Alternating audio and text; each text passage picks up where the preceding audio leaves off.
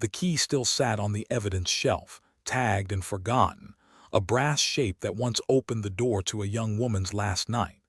In 1984, Angela Whitfield was found murdered in her Dallas apartment.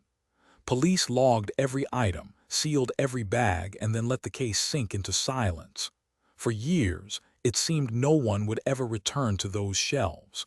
But one person did. Not a detective, not a prosecutor, but her closest friend, who refused to let the file gather dust. What she uncovered in that evidence room would shatter the city's confidence in justice. Before we begin, tell us in the comments where you're watching from today. And if you want more stories like this, don't forget to subscribe. Angela Whitfield was 20 years old when her life ended inside a quiet Dallas apartment. She was the kind of student people remembered for her energy, someone who balanced long days at Southern Methodist University with nights of laughter among friends. October 12, 1984 was supposed to be ordinary. There was a gathering at a small townhouse near campus. The music was loud but not reckless. A handful of students crowded in the living room, beer bottles sweating on the counters. Angela wore a red blouse, a color that caught the dim light whenever she turned. Friends recalled her laughing, moving from one circle to another, checking in with people the way she always did. At a little past midnight, she said goodbye. Several friends offered to walk her back, but she waved them off. She had driven herself, and her apartment was only minutes away. Witnesses remembered her last line that evening. "I'll be fine. I'll call when I'm home." She pulled into the parking lot of her complex around 1:30 a.m. No one saw her enter, but a security light flickered above her door. At 1:45 a.m. she called her boyfriend, Mark Ritter. He had been asleep but picked up. She sounded cheerful, telling him she had reached home safely and wanted to see him tomorrow. The call lasted less than 2 minutes. Ritter later said something felt strange in her tone, as if she was trying to reassure him too quickly. By 2:15 a.m. her wristwatch stopped. The glass cracked, the second hand frozen. Investigators would mark that time again and again, a forensic anchor that defined the boundary between life and death. When Angela failed to answer her phone later that morning, Ritter drove over. The sun was rising, casting long shadows over the parking lot. Her car was there, parked neatly, nothing disturbed. He let himself in with a spare key. The living room was silent, the shoes she had worn at the party neatly placed by the mat. A glass of water sat on the counter, condensation dried overnight. Her purse and student ID rested on the coffee table, untouched. The bedroom door stood half open. Ritter pushed it gently, and the scene froze him in place. Angela lay on the bed, her body twisted slightly, eyes open and fixed on the ceiling. The sheets were torn at the edges, the pillow dark with blood. There were marks along her arms and chest, scratches that spoke of a struggle. On the bedside table, the clock radio blinked 2:16 a.m., still flashing after a brief outage. Ritter staggered back into the hallway and ran for the nearest payphone. Dallas police arrived within minutes. They sealed the apartment with yellow tape, neighbors gathering in silence as the first officer logged the time, 6:05 a.m. Detectives moved through each room, photographing every surface.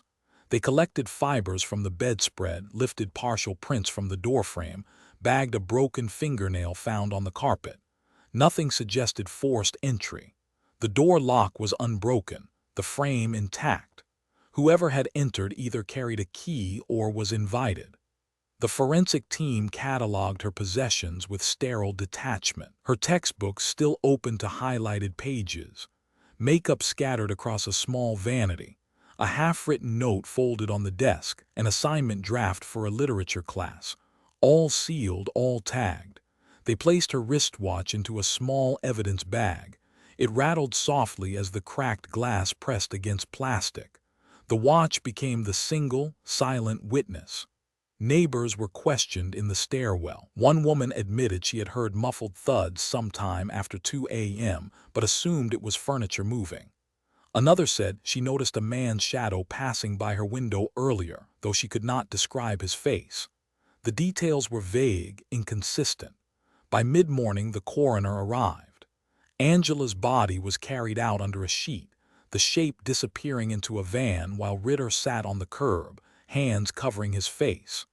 The crowd of neighbors whispered in tight clusters. Some suspected Ritter, others spoke of strangers on campus, stories of a prowler. The rumors spread faster than facts. The apartment was locked and taped shut, evidence seals pressed against the frame. Yet behind those seals, the most chilling detail remained. A brass key still inside Angela's purse. Two identical apartment keys, attached to a faded library tag. No forced entry, no broken lock. Just a key meant to guard her, now tagged and stored as evidence. The key that opened her last night was sealed in plastic, number 3427. Detectives assigned to Angela Whitfield's case entered the apartment again the next morning. Daylight revealed details the first responders had only glimpsed under artificial lamps. The living room looked intact, but subtle irregularities stood out to trained eyes. A faint scuff mark streaked across the hardwood floor near the sofa. The ashtray on the side table contained a single cigarette butt of a brand Angela never smoked. Dust around the window frame was slightly disturbed, though the latch remained locked. Every detail was logged, photographed, and filed. The bedroom absorbed most of the investigative attention. Officers knelt by the torn sheets, marking small stains that had soaked into the mattress. A fragment of fabric was found near the headboard, clinging to a splinter of wood. On the floor beside the bed, crime scene technicians collected a fingernail fragment. The edge was jagged, torn away violently. This piece, stored in a clear plastic vial, would become one of the earliest forensic anchors. The medical examiner performed a preliminary inspection at the scene before transporting the body. She noted signs of blunt trauma and ligature marks across the wrists. The pattern of abrasions suggested resistance. Beneath the fingernails, faint traces of skin were visible. Those samples were scraped and preserved. Forensic science in 1984 could not yet interpret what future decades would reveal, but technicians followed procedure. Collect everything, log everything, hope technology would catch up. Mark Ritter was brought downtown for questioning. Detectives placed him in a small interview room, fluorescent lights buzzing overhead. He explained the call at 1:45 a.m., his unease when Angela did not answer later that morning, and his discovery of the scene. He insisted he had not been there during the night. His hands shook as he signed the statement. Detectives studied him, weighing his demeanor against the evidence. Boyfriends often became primary suspects. Still, nothing directly tied him to the room beyond his own admission of entering after finding her unresponsive. Friends were interviewed throughout the day. They repeated consistent accounts of Angela leaving the party cheerful and sober. None recalled her mentioning anyone waiting for her. One neighbor told officers she heard a muffled argument near 2 a.m. Another insisted she saw no movement at all. Conflicting fragments left the timeline fractured, though every witness agreed on one point. Angela had not expressed fear of anyone specific. Police canvassed the complex, checking entry logs, questioning tenants, pulling visitor sign-ins from the office. Nothing unusual appeared. The key detail remained: no forced entry. Angela's keys were still in her purse. The lock showed no tampering. Detectives wrote in their report, "Entry achieved by known party or duplicate key." It was a line that would follow the case for decades. The forensic unit collected swabs from the bedsheets, bagged fibers from the carpet, and dusted the apartment door for prints. Several partials emerged, but only one stood out: a smudged fingerprint on the inside of the doorknob. Too distorted for immediate identification, it was nonetheless logged and stored. Years later, that print would resurface, but in 1984 it became one more item buried beneath layers of evidence. By the second day, the story reached Dallas newspapers. Headlines framed Angela as a promising student struck down by violence. Reporters clustered outside the complex, cameras catching Ritter's distraught exit from the station. Neighbors whispered theories to journalists, some suggesting a jealous ex, others imagining a prowler targeting young women. The police released only a brief statement. Investigation ongoing, no suspects confirmed. For Sheila Carson, Angela's closest friend, the silence was unbearable. She had spoken to Angela earlier in the evening, encouraging her to enjoy the night out. The news of her death reached Sheila by phone, leaving her stunned. She walked the perimeter of the crime scene tape, staring at the windows, searching for meaning in the blank glass. Friends remembered her repeating one phrase, "It doesn't make sense, the door was locked." Inside police files, every object became an entry. The fingernail fragment labeled Exhibit 12. The cigarette butt marked Exhibit 14. The cracked wristwatch bagged as Exhibit 19. And finally, the brass key photographed and sealed as Exhibit 21. The evidence board filled with photographs pinned in rows, lines of string connecting times and items, but no suspect's name carried enough weight to hold. By the end of that first week, detectives admitted privately that the case lacked traction. Leads stalled, witnesses contradicted themselves, and the physical evidence resisted clarity. The city moved on to other crimes, but the file stayed open. A locked door, a stopped watch, and a young woman silenced inside her own apartment. On the report's final page, beneath the typed summary, the detective scrawled a short note in pen. No signs of forced entry. Possible keyholder. The fingerprint on the brass knob stared back. Incomplete. Unreadable. Detectives returned to Angela Whitfield's case file again and again in the weeks that followed. Each time they circled back to Mark Ritter. He was the boyfriend, the one who admitted entering the apartment, the one who discovered her body. In homicide investigations, proximity often equaled suspicion. Ritter cooperated, answering every question, handing over his clothes from the night, even consenting to polygraph testing. The results were inconclusive, neither clearing him nor pointing to guilt. Still, whispers in the community began to paint him as the likely culprit. Friends of Angela grew uneasy under the weight of rumor. Some wondered if Ritter's nervous manner hid more than grief. Others defended him fiercely, pointing to his frantic call to police, his devastated collapse outside the apartment. Reporters picked up on the tension. Articles speculated about a lover's quarrel, jealousy, betrayal. The case became a story of passion gone violent, even without evidence to support it. Detectives broadened their search. They revisited the party Angela had attended earlier that night. Witnesses recalled her interactions, scanning for hints of hostility. One friend mentioned a man lingering outside, someone not invited. His description was vague, a tall figure in a denim jacket, seen only for seconds. Police logged it but could not find a name. Another lead pointed to a maintenance worker who had repaired Angela's faucet 2 weeks earlier. His schedule showed he was off duty the night of the murder, but detectives noted his access to apartment keys. They brought him in for questioning. He denied involvement, produced an alibi backed by relatives. His file remained thin, but his name stayed on the suspect board. The forensic unit sifted through evidence again. The cigarette butt from the ashtray was tested against Ritter. The brand did not match his habits, and his prints were absent. Still, the item sat sealed in a bag, one more unanswered question. A gas station receipt turned up in the apartment's trash. Dated October 12, timestamped 1:30 a.m., it bore a scrawled signature almost illegible. The station was 6 miles from Angela's complex, too far for her timeline, yet investigators wondered if the receipt connected to the denim-jacketed stranger. Sheila Carson, Angela's closest friend, lived in constant shock. She replayed the night of the party endlessly. Angela's voice, her smile, the casual farewell. Sheila sat with detectives, offering everything she remembered. She mentioned Angela once complained of a man who followed her across campus weeks earlier.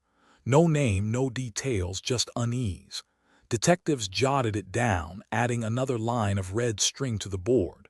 The picture grew crowded with fragments, but none locked together. As months passed, suspicion toward Ritter hardened. He was called back for repeated interviews. His employer was questioned, his neighbors scrutinized. Even his family faced inquiries. The more investigators pressed, the more his life became defined by the case.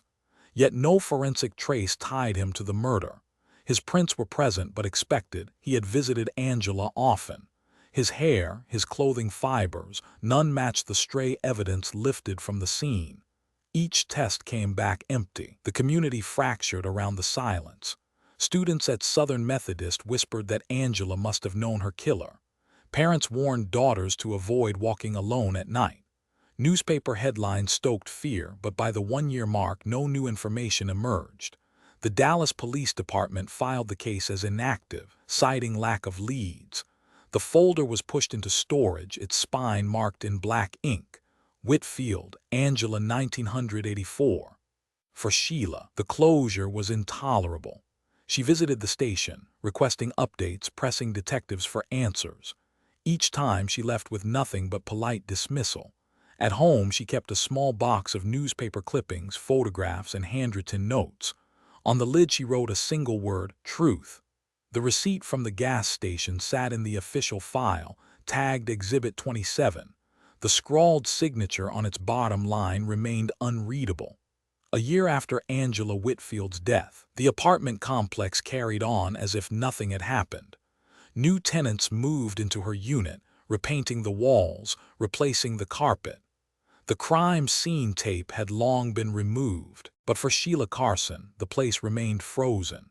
She returned one autumn afternoon, standing outside the building as leaves scraped across the pavement. The door that once sealed her friend's final night now held another family's furniture. The world moved forward, but Angela's absence pressed heavier with each season. Sheila had asked the police repeatedly about the case. Each visit ended with the same sterile response: no new leads. Officers shuffled papers, avoided eye contact, and guided her toward the exit. The case was no longer active. It had slipped into the category known quietly among detectives as unsolved, pending. On a visit to the university library, Sheila encountered a clerk who mentioned old case files sometimes ended up in mislabeled boxes. The thought lingered. Weeks later, she requested access to public records, hoping to find something overlooked. What she received were photocopies of arrest logs, faded and smudged. At the bottom of the stack, she noticed an inventory slip. It referenced items stored in a box never listed in the official index. The number led to a basement archive in the police department. Sheila requested permission to see it, citing her role as a family friend. After hesitation, a junior officer escorted her into the underground storage room.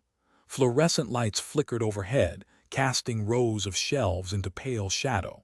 Boxes lined the racks, some collapsing under dust.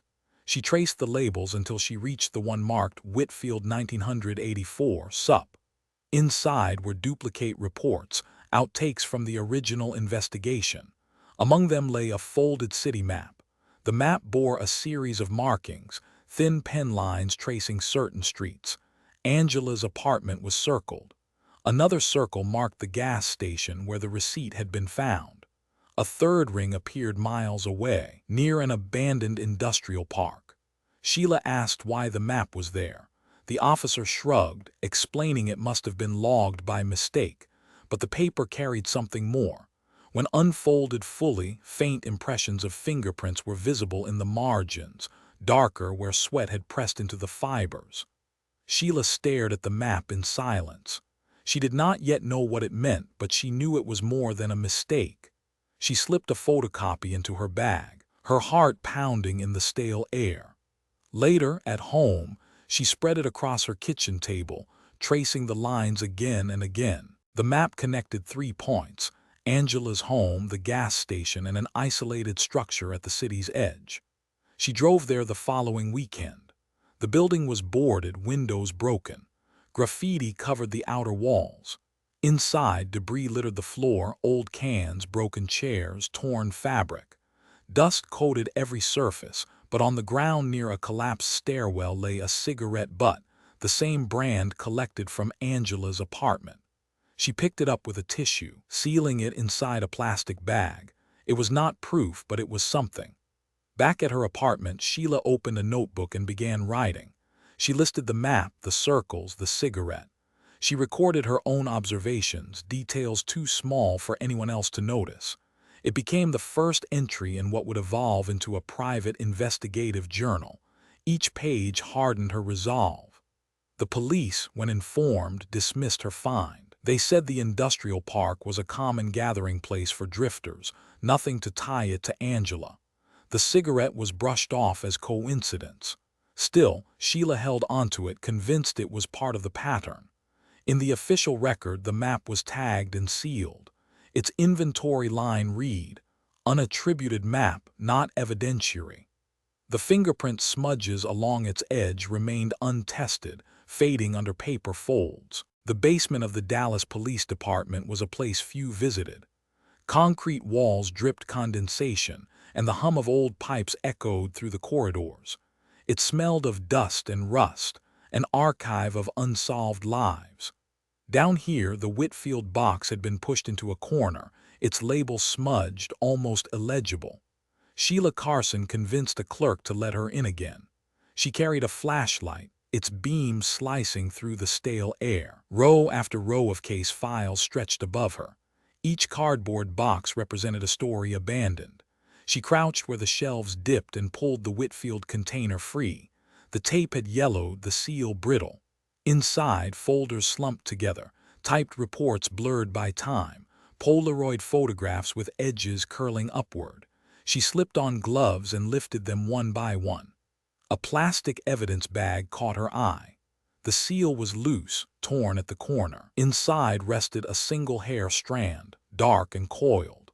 The chain of custody slip stapled to the bag was dated October 1984, signed by a technician whose name Sheila didn't recognize.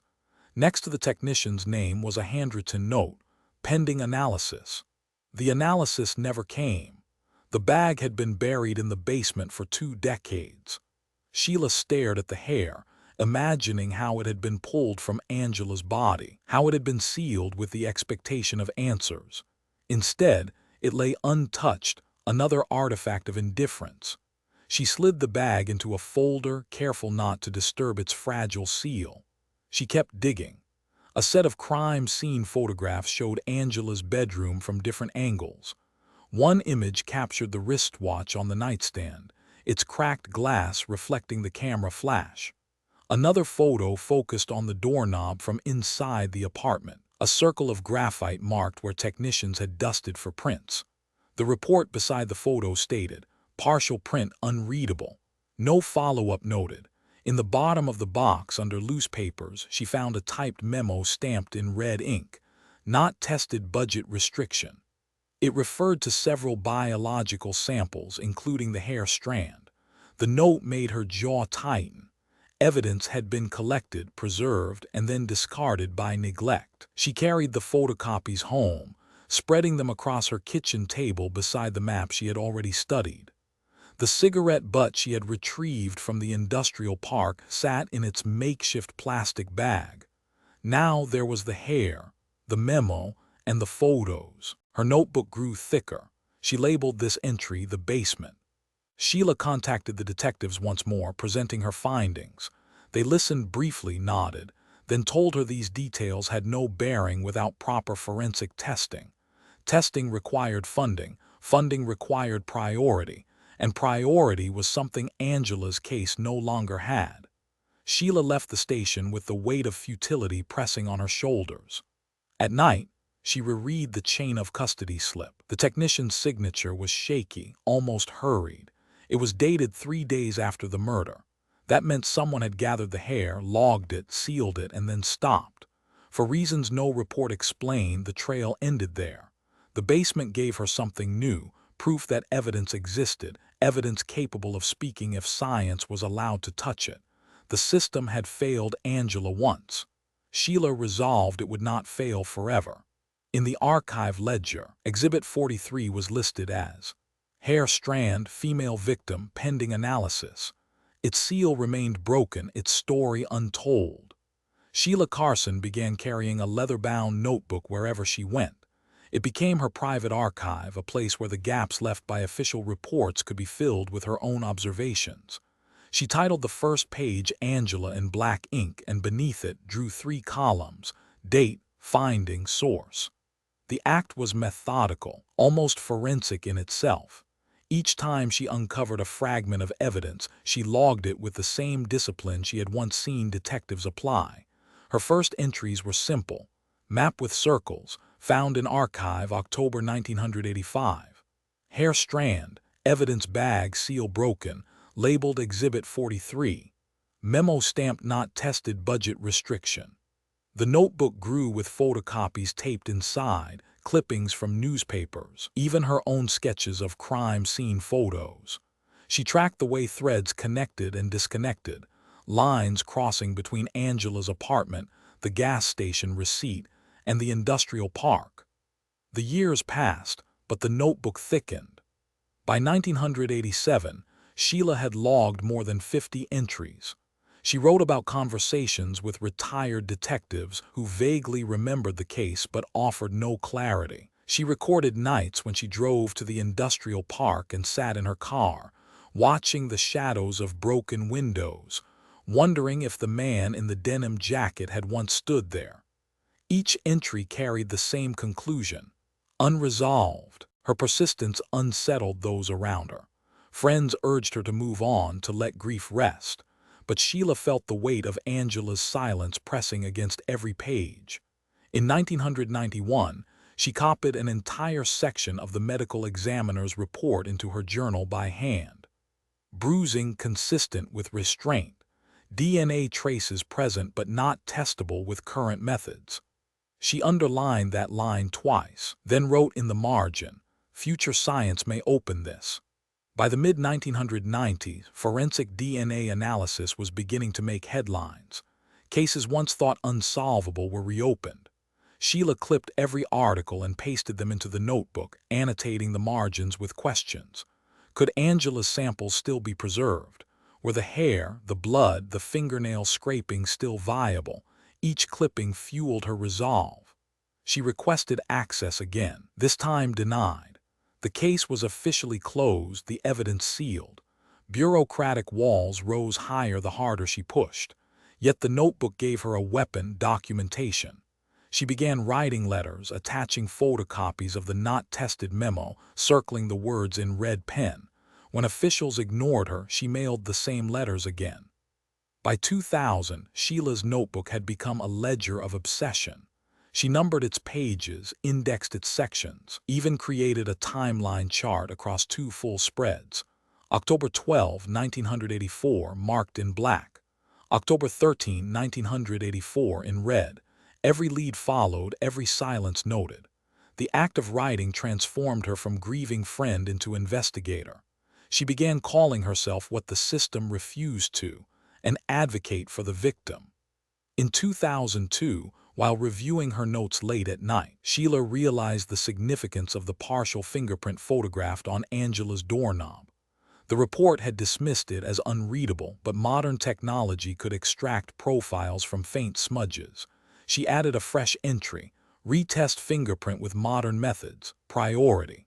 She circled it 3 times. Her journal no longer just documented the past. It became a blueprint for the future. If the police would not act, she would find a way to force their hand. On page 241, beneath layers of taped clippings, Sheila wrote in block letters, "If I don't do this, no one will." The hair strand still sat in its broken bag, gathering dust in the basement. By the early 2000s, Sheila Carson's notebook contained enough names to fill a small directory. Every potential suspect she had uncovered, every rumor she had heard, every dead end the police had ignored, she logged them all. The first name at the top remained Mark Ritter, the boyfriend. Though evidence never proved his guilt, whispers never left him. She wrote beneath his entry, "Access to key, no forensic match." The second name was Leonard Chase, the maintenance worker. His access to duplicate keys made him an obvious suspect. His alibi rested on family testimony, something Sheila never fully trusted. She added, "Opportunity exists, no physical evidence." The third was Thomas Kearns, the stranger in the denim jacket seen outside the party. Eyewitness descriptions contradicted each other. Some recalled a tall figure, others remembered nothing. Sheila marked him as unidentified, possible drifter, connection unconfirmed. Then came the file on Donald Baird. She discovered his name buried in a list of prior offenders living in Dallas at the time. He had been convicted of assault years earlier, his record sealed behind bureaucratic walls. When Sheila finally accessed fragments through court archives, the pattern chilled her. Violence against women, prior incarcerations, a history of intimidation. She underlined his name 3 times. Police had considered him briefly but dismissed him. The reason lay in a single note scrawled across a case summary: currently incarcerated, cannot be suspect. At the time of Angela's murder, Baird had been out of prison on parole. That fact had slipped past investigators. Sheila traced the parole dates herself, copying them directly into her notebook. It was a match no one had bothered to check. She compared each suspect against the evidence she had cataloged. Ritter left no cigarette butts. Chase had no reason to visit the gas station. Kearns was a shadow. Baird, however, smoked the same brand found in Angela's apartment. His history placed him near the industrial park marked on the map, and his parole status aligned precisely with the timeline of Angela's death. Sheila pressed the police with these findings. She mailed a packet of her notes to the department, highlighting Baird's name. Weeks passed with no reply. When she called, she was told the case remained closed. Her evidence was dismissed as speculation. Frustration deepened into anger. Sheila expanded her search beyond Dallas, contacting parole officers, former prison guards, even families of other victims. She compiled anecdotes, rumors of Baird's temper, stories of women threatened but never protected. She logged them meticulously, one after another, into the journal. In 2005, she learned that Baird had been arrested again, serving a sentence in a state facility. The irony stung. A man possibly responsible for Angela's death sat behind bars for another crime, while Angela's file gathered dust. Sheila added a stark note: prison walls cannot erase murder. She began lobbying for DNA testing, the one tool capable of bridging decades. She knew the hair strand, the fingernail scrapings, and the bedsheet swabs could still speak. Modern technology could isolate profiles from even degraded samples, but budget restrictions remained the wall she could not break. She documented every denial letter: insufficient priority, insufficient funds, case closed.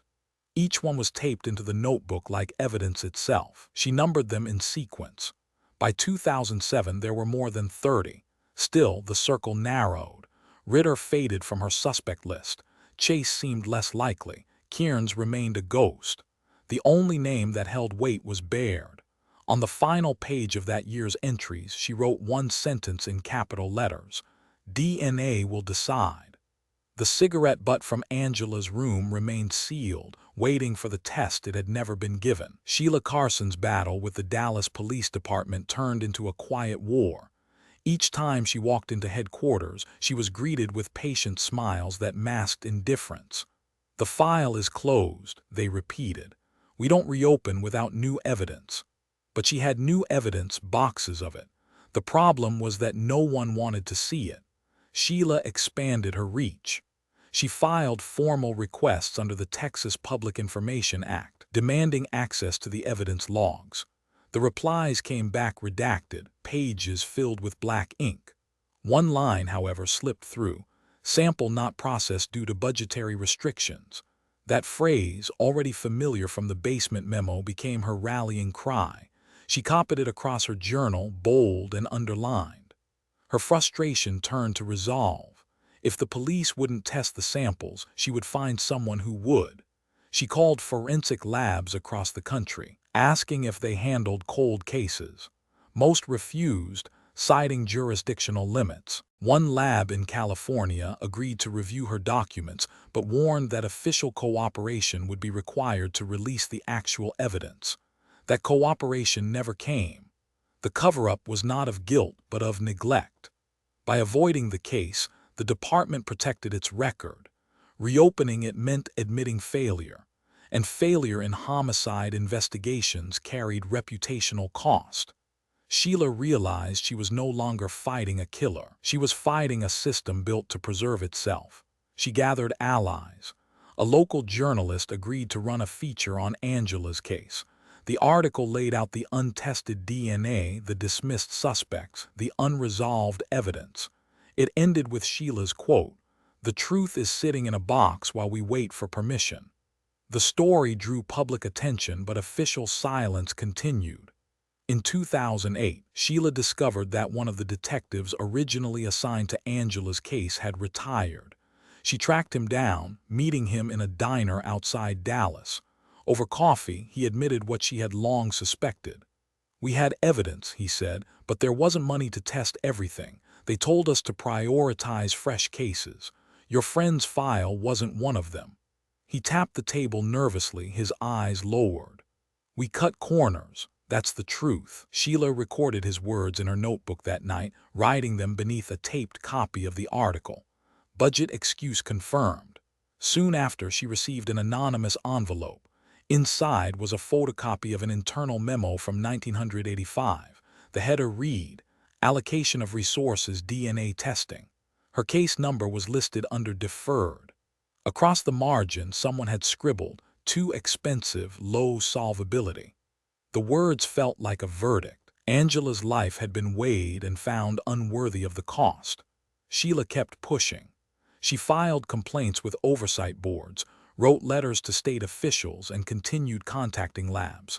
Her persistence wore down the wall piece by piece. By late 2009, advances in forensic funding created new opportunities. A program designed to address backlogged cases allowed for the testing of old DNA samples. Angela's case, long buried under bureaucracy, was finally selected. The hair strand from Exhibit 43 was transported under seal. The fingernail scraping, Exhibit 12, was prepared for analysis. The cigarette butt from the bedroom, Exhibit 14, was logged again after 25 years.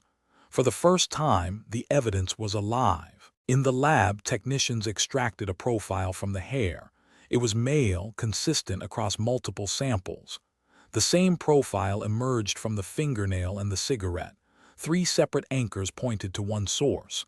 The report returned with a name, Donald Baird. In Sheila's journal, she pasted the lab certificate across 2 pages. Beneath it, she wrote in black marker, "The system said no. Science said yes." The memo stamped, "Not tested budget restriction," still sat in the archive, its ink faded but legible. The name Donald Baird rose from the report like a ghost pulled through decades of silence. For Sheila Carson, it was both vindication and horror.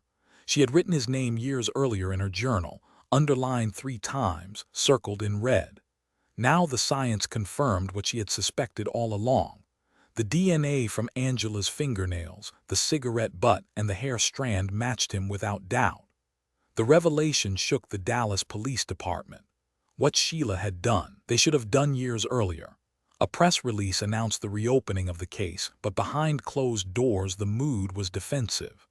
Detectives framed the breakthrough as a triumph of new technology, not the result of a friend's persistence. Sheila kept her anger quiet, but in her notebook she wrote, "Truth credited to progress, not to those who fought." Investigators re-examined Baird's history.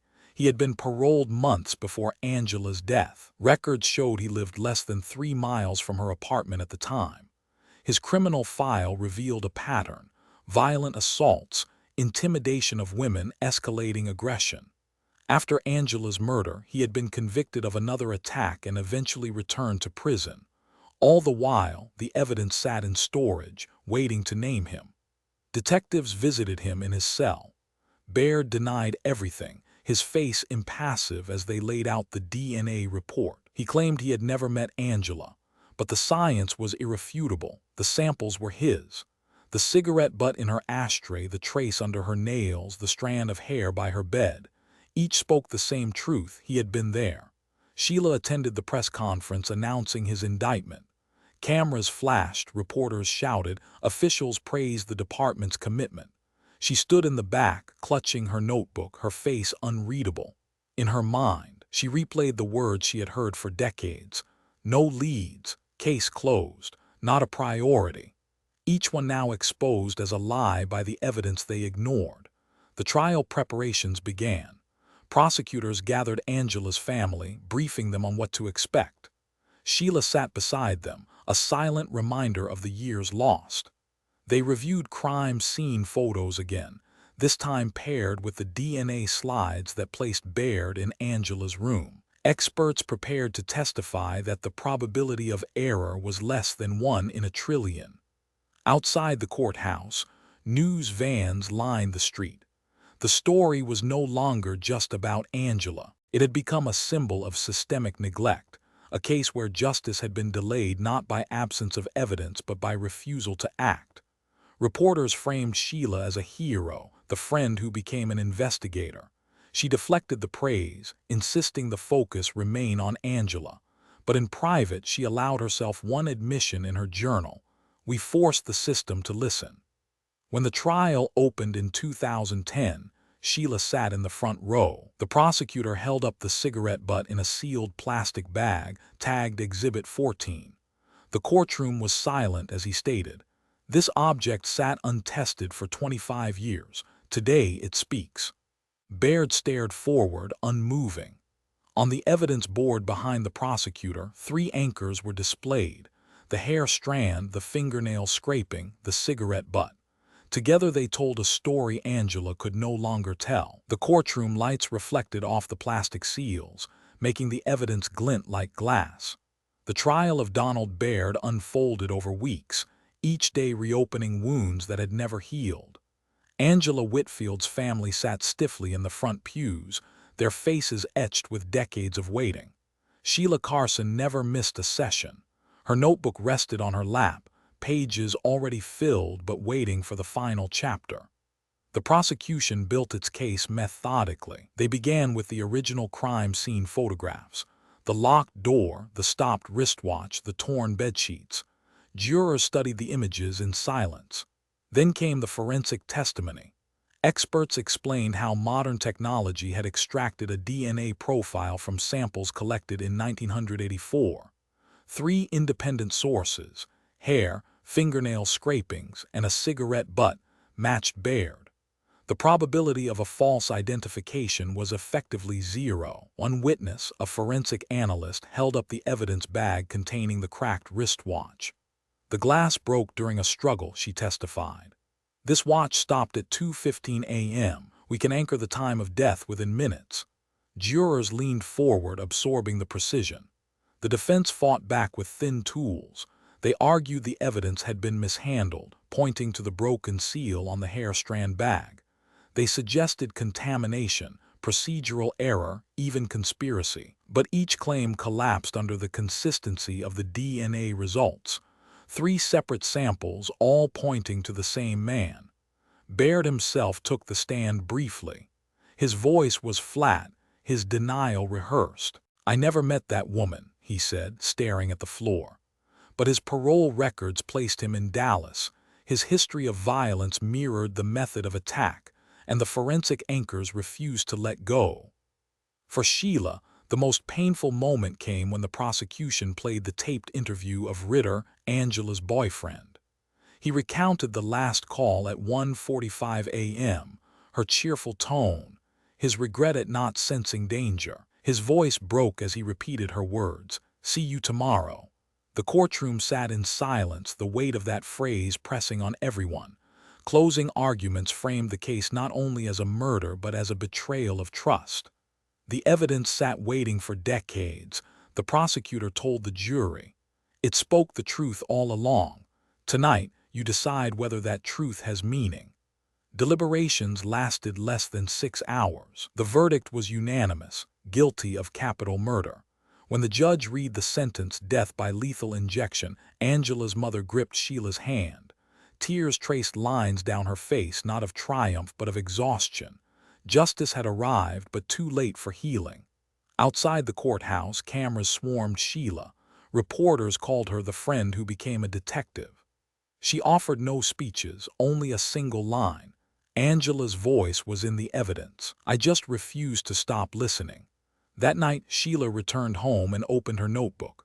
On the final page, beneath the taped lab certificate, she wrote in block letters, "Verdict, guilty, sentence, death." Then, smaller beneath it, 25 years too late. The cigarette butt, still sealed, was placed in the courthouse evidence vault, its presence haunting in silence. The aftermath of the trial stretched far beyond the courtroom. Dallas awoke to headlines that praised the conviction but whispered uneasily about the years of delay.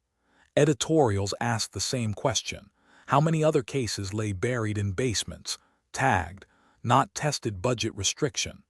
Angela Whitfield's murder became more than a solved crime. It became an indictment of a system that had chosen silence over diligence. Sheila Carson felt the shift immediately. Strangers approached her in grocery stores, thanking her for refusing to let Angela's memory vanish. Families of other victims called her, asking how she had broken through. She realized the story was no longer hers alone. It belonged to every family who had been told no leads, case closed. Sheila applied for her private investigator's license that same year. She carried her notebook to the licensing board interview, placing it on the table as proof of her experience. Page after page demonstrated her methodical pursuit of truth. The board granted approval. The friend who had once begged police for answers was now recognized as a detective in her own right. The Dallas Police Department held a press conference promising reforms. They pledged to audit cold cases, to secure funding for forensic testing, to ensure no evidence box would ever again gather dust. Their words sounded firm, but Sheila had learned the cost of promises. She wrote in her journal, "Systems change when forced, never when asked." Angela's family tried to rebuild, though nothing filled the space left by decades of silence. Her parents aged under the weight, their health declining before the verdict ever arrived. They attended one final memorial service, a quiet gathering where Angela's photo sat framed beside the lab report that had finally spoken for her. The symbolism was impossible to ignore. Justice had come not through voices, but through evidence sealed in plastic. The community, once fractured by rumor, now carried a different scar. The students who had known Angela were middle-aged by the time of the conviction. They admitted privately that the trial reopened memories they had buried. One said, "We thought she was forgotten. Now we realize she never should have been." For Sheila, closure was complicated. She had accomplished what she set out to do, yet the victory felt cold. Justice delivered 25 years late was justice wrapped in ash. She often returned to the police museum where certain artifacts were displayed. Among them lay the final symbol, Angela's apartment key, sealed in plastic, labeled with her case number. It was presented as a relic of perseverance, but Sheila knew it was also proof of failure. That key had been there from the first day, holding the answer no one had cared to pursue.